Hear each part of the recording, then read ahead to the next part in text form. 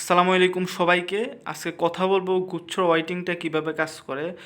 অর্থাৎ আপনারা যারা ওয়েটিং 200-তে আছেন, ওয়েটিং 250-তে আছেন, ওয়েটিং 400, ওয়েটিং 500, ওয়েটিং 50, ওয়েটিং 10, আসলে এগুলো দ্বারা কি বোঝায়? হ্যাঁ, ধরুন ওয়েটিং 10 মানে কি আপনার আগে 10 জন আছে, ওয়েটিং 200 মানে কি আপনার আগে 200 জন আছে। বিষয়টা কি তেমন নাকি অন্য কিছু? চলুন একটু বোঝার চেষ্টা করি। আচ্ছা, ধরেন আপনার ওয়েটিং হচ্ছে নোয়াখালী বিজ্ঞান ও প্রযুক্তিতে ফিজিক্সে, মানে ফিজিক্সের জন্য হচ্ছে 200। আপনারা তো জানেন যে ওয়েটিং লিস্টে এভাবেই দিয়ে থাকে যে ফিজিক্স 200, হ্যাঁ, কেমিস্ট্রি 250, হ্যাঁ, ধরেন এরকম। হ্যাঁ, বিষয়টা মনে করে, হ্যাঁ।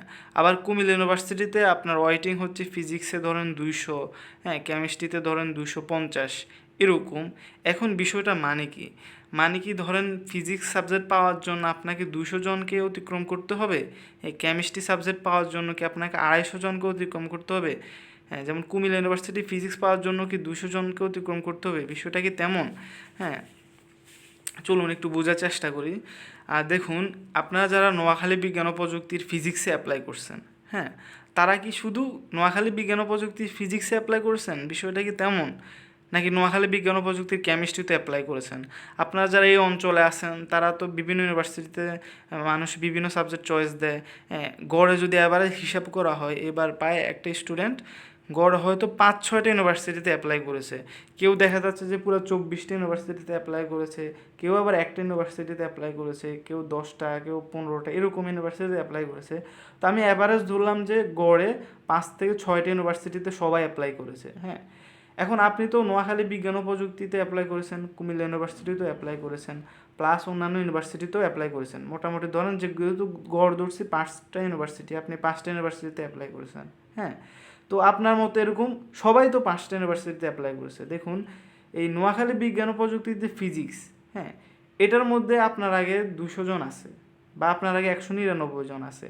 এখন এই যে 199, ধরেন যে 199 নাম্বার আছে, হ্যাঁ, বা ধরেন যে 150 নাম্বারে আছে ওয়েটিংয়ে ফিজিক্সে আপনার আগে, সে কিন্তু কেমিস্ট্রিতেও ওয়েটিংয়ে আছে। মানে ওই একই পার্সেন্ট কিন্তু কেমিস্ট্রিতেও ওয়েটিংয়ে আছে।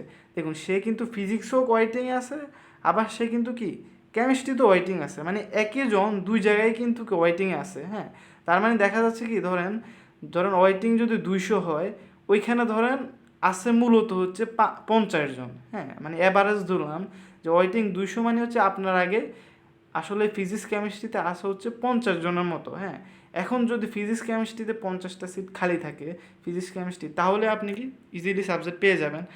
এখন এখানে বিষয় হচ্ছে যে আবার তো মাইগ্রেশন হতে পারে, যে ফিজিক্স কেমিস্ট্রিতে ধরেন এখন সিট খালি নাই, কিন্তু মাইগ্রেশন তো হবে। কেউ ফিজিক্স থেকে কেমিস্ট্রিতে আসবে, কেমিস্ট্রি থেকে দেখা যায় যে অ্যাপ্লাইড কেমিস্ট্রিতে যাবে, আবার কেউ অ্যাপ্লাইড কেমিস্ট্রি থেকে, হ্যাঁ, কম্পিউটার সায়েন্স অ্যান্ড ইঞ্জিনিয়ারিং যাবে। বিষয়টা তো তেমনই থাকবে। হ্যাঁ, তো এভাবে বলা যায় যে ধরেন আপনার আগে 250 ওয়েটিংয়ে অ্যাভারেজ বলা যায় যে আপনার আগে মূলত ক্যান্ডিডেট আছে হচ্ছে 50 জন, হ্যাঁ, যারা সিট দখল করার জন্য। কারণ একই পার্সেন্ট কিন্তু, ওই একই পার্সেন্ট কিন্তু আবার কুমিল্লা ইউনিভার্সিটি ফিজিক্সও আছে। কারণ সে কুমিল্লা ইউনিভার্সিটিতে অ্যাপ্লাই করেছে, হ্যাঁ, সে আপনার আগে। তার মানে সে কুমিল্লা ইউনিভার্সিটিতে ফিজিক্সও আপনার আগে, নোয়াখালী বিজ্ঞান ও প্রযুক্তির ফিজিক্সও আপনার আগে, তারপরে নোয়াখালী বিজ্ঞান ও প্রযুক্তির কেমিস্ট্রিতেও আপনার আগে, আবার ওই কুমিল্লা ইউনিভার্সিটির কেমিস্ট্রিতে আপনার আগে।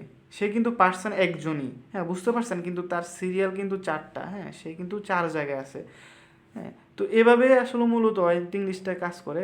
তারপর যদি আপনাদের কোনো কোশ্চেন থেকে থাকে তাহলে কমেন্ট করুন, আশা করি আপনাদের কোশ্চেনের উত্তর দিব।